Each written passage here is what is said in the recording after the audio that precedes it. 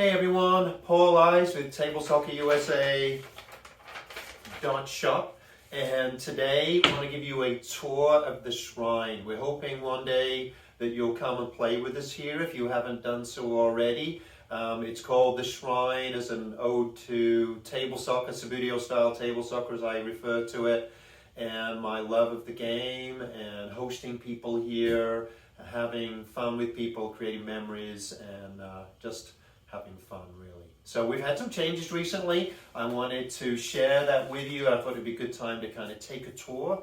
So let's get to it.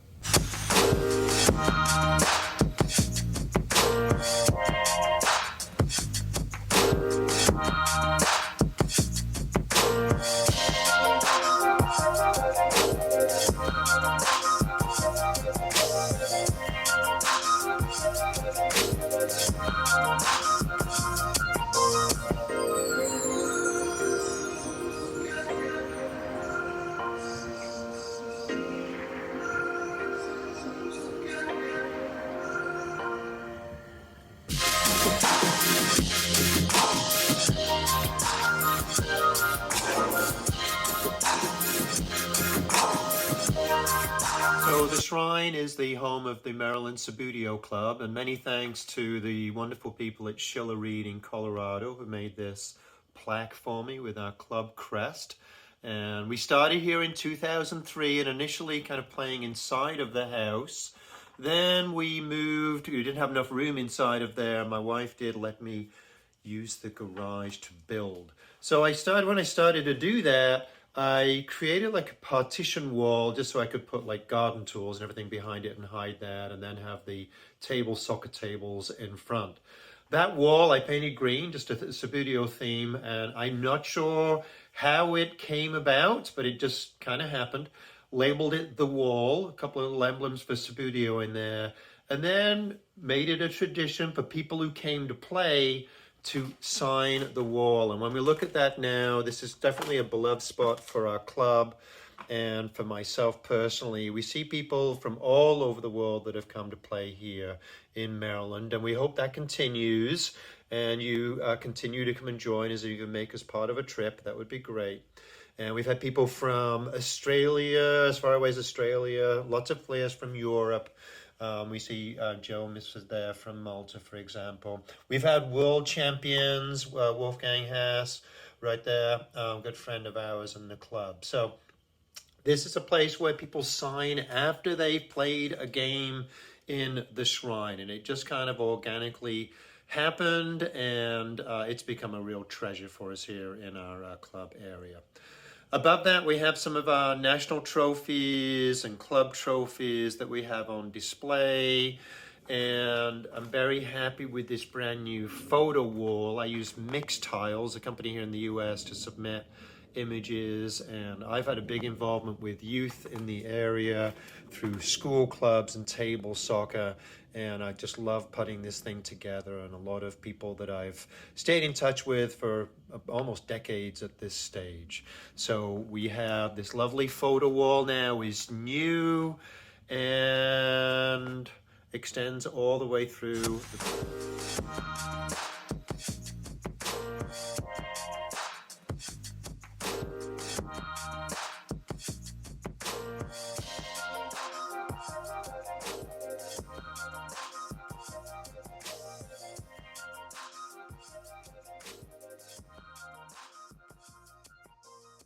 Back to the photo wall here, lots of great friends on here. My good friend Greg Denhart there. Little touches of my past with Subbuteo. This is actually my original teams right here. City against United. City won, by the way. And this is a setup with some of my original stuff from the 1970s, and I took some photos of that. Just love it. Also, one of the great joys for me has been seeing people growing up that I've known as kids, and mentoring them and having them find something fun in their life that they can do.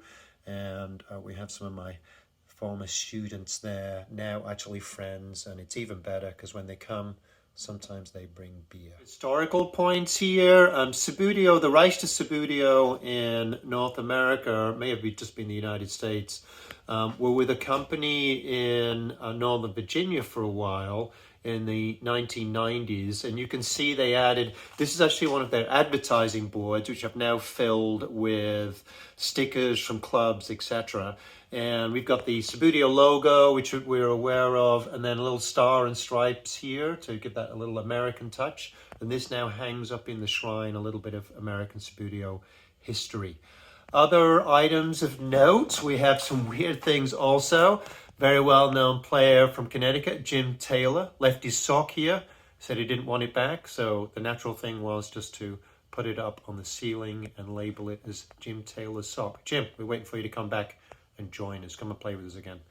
So we have lots of trophies up at the top. I just redid the lighting up here. These lights will hopefully help with broadcasting of games, which we're going to be doing more of in the future, and really start to experiment with those. These are like trade show lights that you can get. If you want to know a link, I can help you with that in the chat. As an offshoot to the shrine, just over behind the playing area, I created a little area for some of my collectibles and some other things that have been given to me. A lot of generous people in Subbuteo, as you may well know. And I've got this little display cabinet here and it features items from the 1950s on up, and some individual items and gifts to me, etc. And lots about the history of this great game and other collectibles. Because, you know, I like playing, I like making stuff, and I just love Subbuteo in all its elements.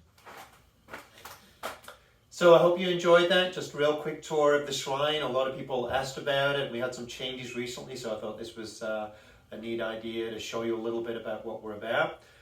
If you're out there in Subbuteo land, or you're just discovering Subbuteo or table soccer, you know, look me up. Be happy to host you for a tournament. We'll even have a tournament in your honor if you come and visit the shrine. Lots of people have done that in the past, and it's a great tradition we have. We'd love to see you, or to teach you how to play the game. We are located in Maryland and right between Baltimore and Washington DC. We'd love to have your name added to the wall. All people are welcome, all abilities. Just come have some fun. We'd love to see you. Okay? And with that, I'm out. And here comes Hurst. He's got some fiddler on the pitch. They think it's all over. It is now. It's